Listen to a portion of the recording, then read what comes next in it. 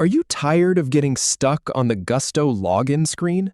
Learn how to log in and access your payroll in under 30 seconds. First, we'll open the official Gusto website. Then, we'll select your account, type your password, and click Continue.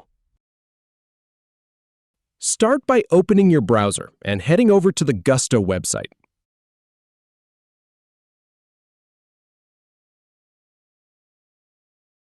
Once you're there, click the field and select your Gusto account or email address.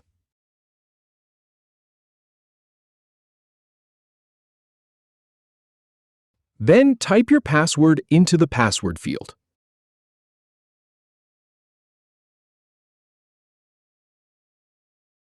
Finally, click the Continue button, and you're all set.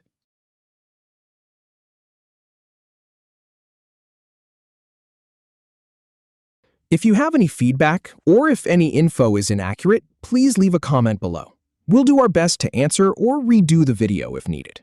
Thanks for watching.